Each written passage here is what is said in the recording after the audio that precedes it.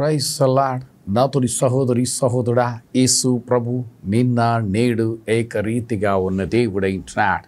ఆ గొప్ప దేవుని స్తుతించడం, ఆ గొప్ప దేవుని ఆరాధించడం, ఆ గొప్ప దేవునితో సహవాసం చేయటం, ఆ గొప్ప దేవుని యందు భక్తి చేయటం అనేది చాలా అదృష్టమైంటుంది.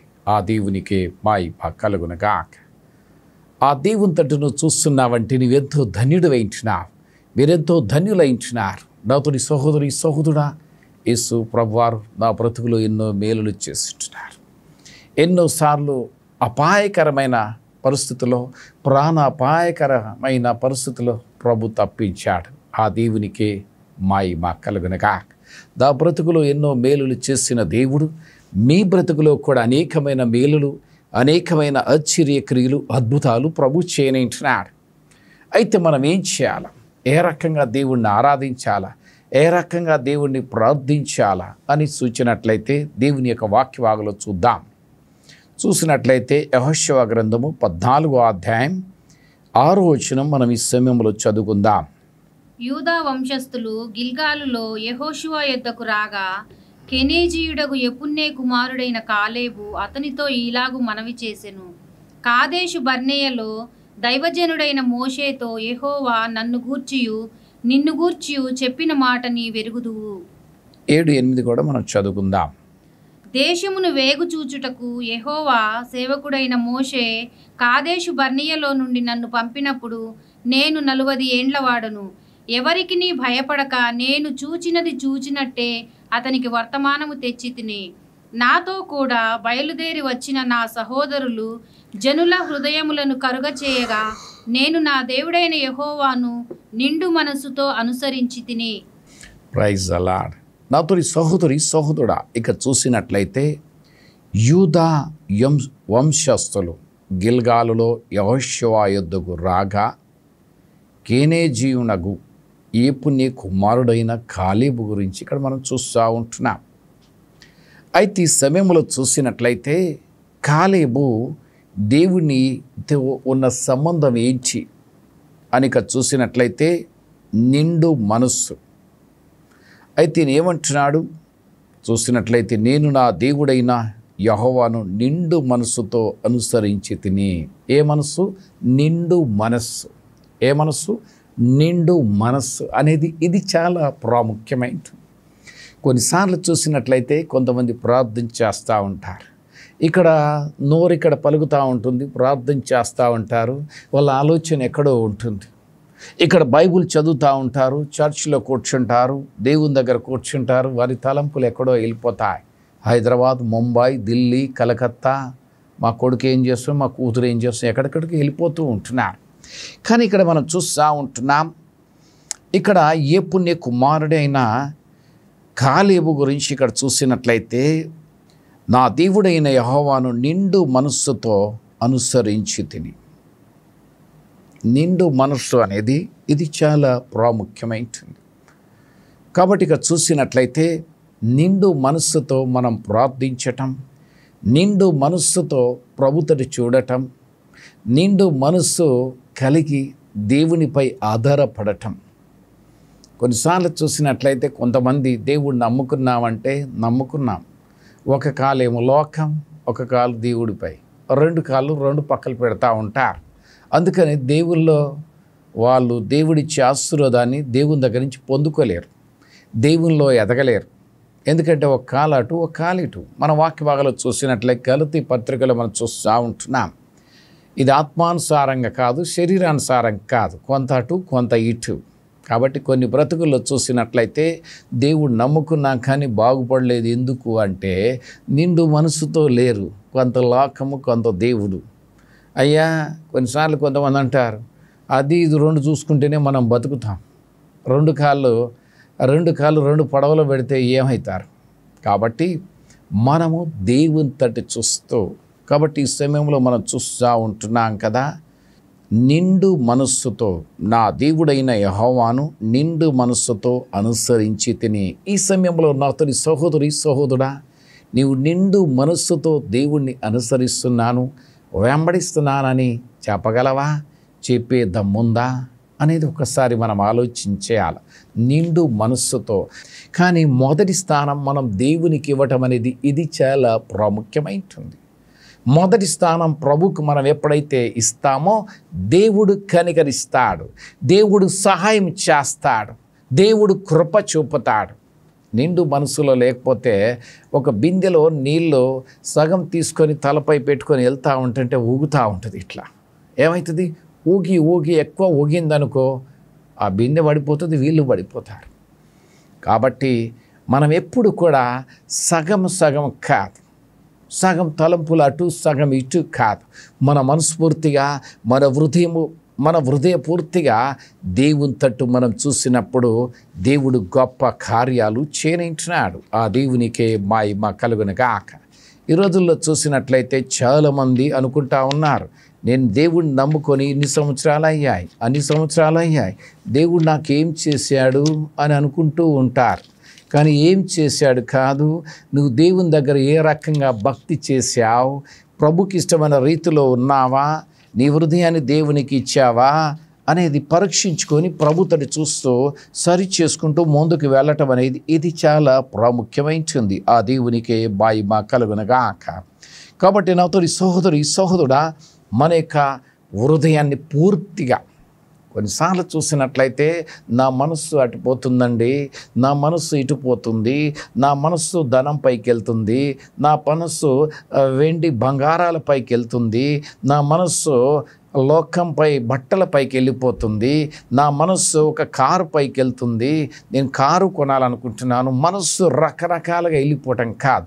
మొదటి స్థానం మనం దేవునికి ఇవ్వటం ఇది చాలా ప్రాముఖ్యమైనది.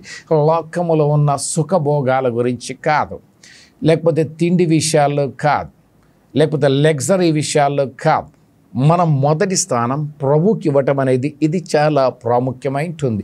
దేవుని తర్వాత ఏదైనా అని మన హృదయంలో ఒక నిశ్చయత రావటం, ఆ రకంగా జీవించటం, నిండు మనస్సుతో మనసారా మన యొక్క హృదయాన్ని దేవుని సన్నిధిలో కుమ్మరించడం కూడా ఇది చాలా ప్రాముఖ్యమైనది. ఏదో ప్రార్థన చేయాలి కనుక రెండు చేతులు కట్టుకొని స్కూల్ టీచర్ ముందు నిలబడ్డట్లు రెండు చేతులు జోడించి ప్రార్థించడం కాదు. మన మనస్సుతో మనం ప్రార్థించాలి. మనం నోటితో కాదు, మన యొక్క పెదవులతో కాదు, మన యొక్క మనస్సుతో, మన యొక్క హృదయముతో, మన ఆత్మతో, మన మనస్సారా ప్రార్థించటం, దేవుని సన్నిధిలో మన యొక్క హృదయాన్ని కుమ్మరించడం అనేది ఇది చాలా ప్రాముఖ్యమైనది. ఆ దేవునికి మహిమ కలుగునుగాక. తర్వాత వచనాన్ని మనం చదువుకుందాం. ఆ దినమున మోషే ప్రమాణము చేసి, నీవు నా దేవుడైన యెహోవాను నిండు మనస్సుతో అనుసరించితివి గనుక నీవు అడుగుపెట్టిన భూమి నిశ్చయముగా నీకును నీ సంతానమునకును ఎల్లప్పుడూ స్వాస్థ్యముగా ఉండుననెను.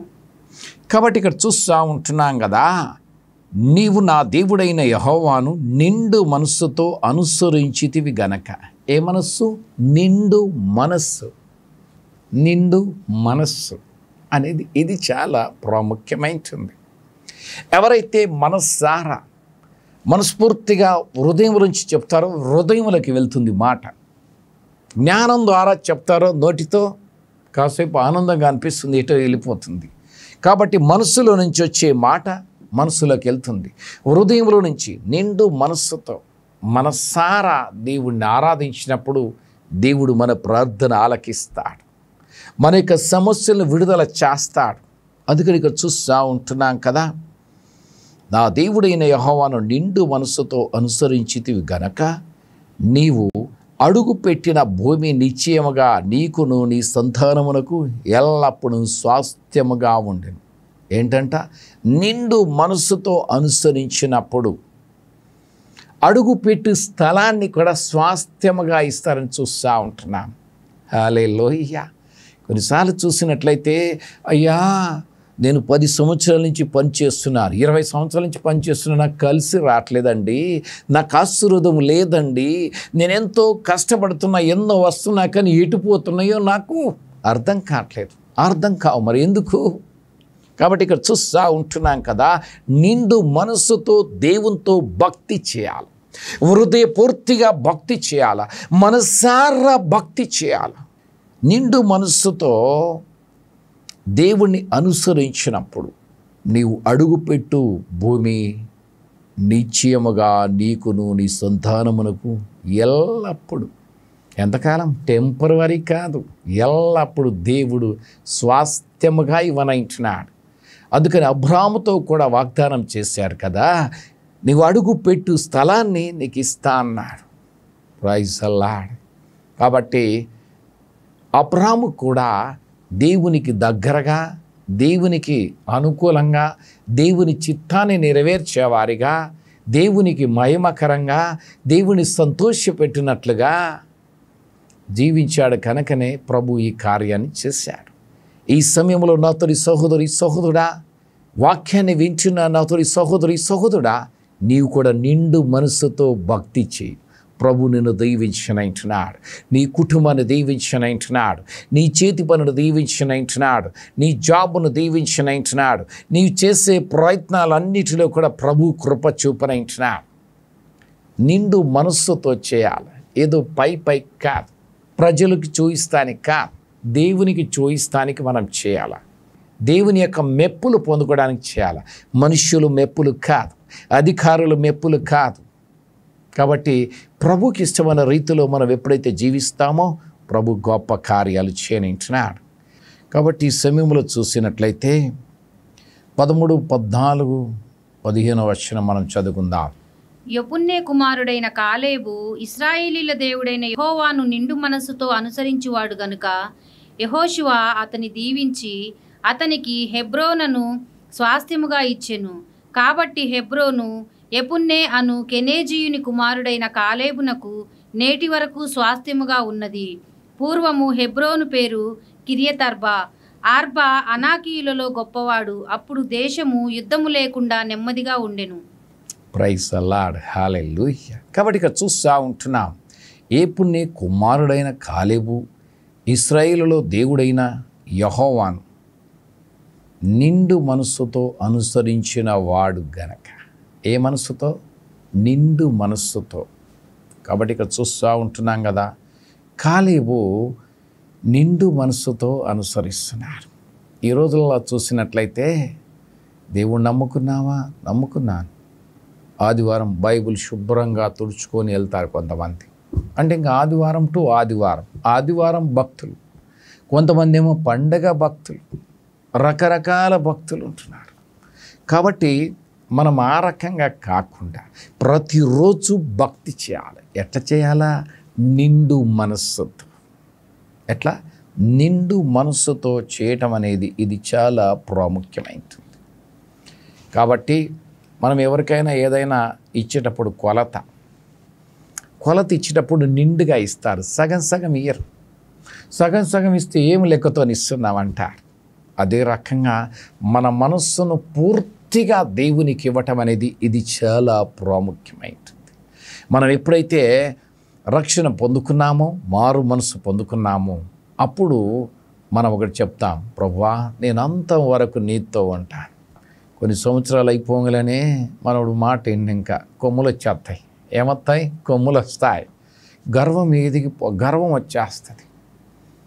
కాబట్టి మన పరిస్థితులు ఎట్లున్నా కూడా మనం లోక విషయాల్లో ఎంత ఎదిగినా దేవుని దగ్గర తగ్గించుకొని నిండు మనస్సుతో ప్రభు తట్టు చూస్తూ భక్తి చేయటం అనేది ఇది గొప్ప విషయమైంటుంది. ఈ సమయంలో నాతోని సహోదరుడా, నీవు నిండు మనసుతో భక్తి చేస్తున్నావా? సహోదరి, ప్రభు నీతో మాట్లాడుతూ ఉంటున్నాడు. నిండు మనసుతో ఇంతవరకు చేయకపోతే ఇప్పుడు నుంచైనా ఆరంభించు. ప్రభువా నా హృదయాన్ని నీ చేతిలో ఉంచున్నా, నా ప్రాణ శరీరాత్మలు నీ చేతిలో ఉంచున్నా. నా ప్రాణ శరీరాత్మలు మనం ప్రభు చేతిలో ఉంచటం ఇది చాలా ప్రాముఖ్యమైంటుంది. కాబట్టి ఈ సమయంలో చూస్తూ ఉంటున్నాం కదా, కాలేబు చూసినట్లయితే నిండు మనస్సుతో అనుసరించిన వాడు గనక యెహోషువ అతని దీవించి అతనికి హెబ్రోను స్వాస్థ్యముగా ఇచ్చాను. Praise the Lord. ఈ సమయంలో మనం భక్తి చేయటం పైకి కాదు. ఎవరో కొన్నిసార్లు వచ్చినప్పుడు, ఏంటి చర్చికి వెళ్తారా? వెళ్ళరండి, ఎప్పుడో ఒకసారి వెళ్తా. ఈ మాటలు కాదు. ప్రభు కొరకు ఉన్నామని యథార్థంగా చెప్పటం కూడా ఇది చాలా ప్రాముఖ్యమైంటుంది. ప్రభు సన్నిధిలో ఒప్పుకోవటం కూడా ఇది చాలా ప్రాముఖ్యమైంటుంది. మనము ప్రజల ముందు కూడా అవును నేను యేసు ప్రభు నమ్ముకున్నానని యథార్థంగా చెప్పడం కూడా ఇది చాలా ప్రాముఖ్యమైనది. అయితే కొన్నిసార్లు యథార్థంగా చెప్పలేరు, కాబట్టి మనం చెప్పగలగాలి నిండు మనస్సుతో. హల్లెలూయా. ఈ సమయంలో చూసినట్లయితే మొదటి సమయాలు 12:23 చూసినట్లయితే ఆ వచనాన్ని మనం చదువుకుందాం. నా మట్టుకు నేను మీ నిమిత్తము ప్రార్థన చేయుట మానుట వలన యెహోవాకు విరోధముగా పాపము చేసిన వాడనగుదును. అది నాకు దూరమవునుగాక, కానీ శ్రేష్టమైన చక్కని మార్గమును మీకు బోధింతును. కాబట్టి ఇక్కడ చూస్తూ ఉంటున్నాం, మనం ప్రార్థన చేయకపోవటం పాపం చేయటం. ఏంటంట, నా మట్టుకు నేను మీ నిమిత్తం ప్రార్థన చేయటం మానుట వలన యెహోవాకు విరోధముగా పాపము చేసిన వాడనగుదును. కాబట్టి ప్రార్థించకపోతే పాపం చేసినట్లు, స్తుతించకపోతే పాపం చేసినట్లు. కాబట్టి మనము మన యొక్క శరీరంలో ఊపిరున్నంత వరకు, ఏమన్నంత వరకు, ఊపిరున్నంత వరకు ప్రార్థించాలా, స్తుతించాలా, ప్రార్థించాలా, స్తుతించాలా. మనని సృష్టించిన సృష్టికర్త దేవుణ్ణి ఆరాధించాలా, ఆయనకు కృతజ్ఞతాస్తుతులు చెల్లించాలా, ఆయనను హెచ్చించాలా, ఆయనను ఘనపరచాలా, ఆయనను ఆరాధించాలా. ఇది చాలా ప్రాముఖ్యమైనది. ఆ దేవునికి మహిమ కలుగునుగాక. నాతోని సహోదరి సహోదరుడా, మనం దేవునికి ఇచ్చే విషయాల్లో కూడా చూసినట్లయితే 2 కొరింథీ 9:5-9 వరకు మీరు తర్వాత చదువుకోండి. అయితే ఇక్కడ చూస్తూ ఉంటున్నాం కదా, మనం దేవునికి ఇచ్చే విషయాల్లో కూడా సంతోషంగా ఇవ్వాలి, హృదయపూర్తిగా ఇవ్వాలి, మనస్ఫూర్తిగా ఇవ్వాలి. ఏదో గొనుగుతూ సనుగుతూ బాధపడుతూ ఇవ్వటంక మనము సంతోషంగా ఇవ్వాలి, హృదయపూర్తిగా ఇవ్వాలి, మనసారా ఇవ్వాలి. ఇది చాలా ప్రాముఖ్యమైనది. ఆ దేవునికి మహిమ కలుగునుగా. కాబట్టి ఈ సమయాల్లో చూసినట్లయితే 2 కొరింథీ 9:5-9 వరకు మీరు తర్వాత చదువుకోండి. కానీ ఇక్కడ ఒక మాట చూసినట్లయితే 7వ వచనంలో చూసినట్లయితే, సణుగు కొనకయు బలవంతంగా కాకయు ప్రతివాడును తన హృదయములో నిశ్చయించుకొనిన ప్రకారము ఇయ్యవలెను. దేవుడు ఉత్సాహముగా ఇచ్చువానిని ప్రేమించును. కాబట్టి మనస్ఫూర్తిగా ఇవ్వాలి, హృదయపూర్తిగా ఇవ్వాలి. హల్లెలూయా. ఇది చాలా ప్రాముఖ్యమైనది. కాబట్టి దేవునికి నిండు మనస్సుతో అనుసరించాలా, భక్తి చేయాలా. అప్పుడు ప్రభు మనకు కావలసిన అన్నీ కూడా స్వాస్థ్యాన్ని, అడుగుపెట్టు స్థలాన్ని ప్రభు ఇస్తాడని చూస్తూ ఉంటున్నాం. తర్వాత ఇక్కడ చూసినట్లయితే కాలేబు విషయంలో ఇక్కడ ఏం జరిగింది, చివరి 15వ వచనంలో చూసినట్లయితే, దేశము యుద్ధము లేకుండా నెమ్మదిగా ఉండెను. ఏం జరిగింది? నెమ్మదిగా ఉంది. హల్లెలూయా. మనం ఎప్పుడైతే నిండు మనస్సుతో దేవుడి దగ్గర ఉంటామో అంత జాబ్ నెమ్మదిగా ఉంటుంది, కుటుంబం నెమ్మదిగా ఉంటుంది, వ్యాపారం నెమ్మదిగా ఉంటుంది, వ్యవసాయ పనులు నెమ్మదిగా ఉంటాయి. కాబట్టి మనం నిండు మనస్సుతో భక్తి చేయాలి. నాతోటి సహోదరి సహోదరుడా, ఇంతవరకు నువ్వు ఏ రకంగా భక్తి చేశావు? ఒకసారి మనని మనం పరీక్షించుకొని సరి చేసుకుందాం. మనలో ఉన్న బలహీనతలను విడిచిపెట్టి, ప్రభువా నన్ను క్షమించు ప్రభువా, ఇప్పటి నుంచి అయినా నిండు మనస్సుతో హృదయపూర్తిగా మనసారా భక్తి చేస్తామని యథార్థంగా ఒప్పుకొని ఆ రకంగా జీవించడం ఇది చాలా ప్రాముఖ్యమైనది. ప్రభు ఆ యొక్క నిండు మనస్సుతో మనం ఉన్నప్పుడు మనం చేసే ప్రయత్నాలన్నిటిలో కూడా కృప చూపనంటున్నాడు, ఆశీర్వదించనంటున్నాడు, కనికరించనంటున్నాడు, దయ చూపనంటున్నాడు, వాత్సలత చూపనంటున్నాడు. కాబట్టి అక్కడ చూసినట్లయితే గేహాజీ సరి అయిన మనస్సు లేదు. కాబట్టి ఏమైంది? కుష్ఠరోగం వచ్చేసింది. అదే రకం మనం కూడా నిండు మనస్సుతో ఉండాలి. వ్యాధులు సమస్యలు రాకుండా ఉండాలంటే యథార్థంగా ఉండాలి. తర్వాత దేవునికి ఇచ్చే విషయాల్లో కూడా గొనుక్కోకుండా, సనుక్కోకుండా, బాధపడకుండా సంతోషంగా ఇవ్వాలి. అప్పుడు ప్రభు నిన్నును నీ కుటుంబాన్ని సమృద్ధిగా ఆశీర్వదించనంటున్నాడు. మీరు చేసే ప్రయత్నాలన్నిటిలో కూడా ప్రభు సహాయం చేయనంటున్నాడు. ఆ దేవునికి మహిమ కలుగునుగాక. ఇప్పుడు నుంచైనా నాతోని సహోదరి సహోదరుడా, నిండు మనస్సుతో దేవుణ్ణి అనుసరించు, వెంబడించు. ప్రభు నీతో ఉంటాడు, నువ్వు చేసే ప్రయత్నాల్లో ఉంటాడు. ప్రభు సమృద్ధిగా ఈ మాటలు దీవించునుగాక. ఆమేన్.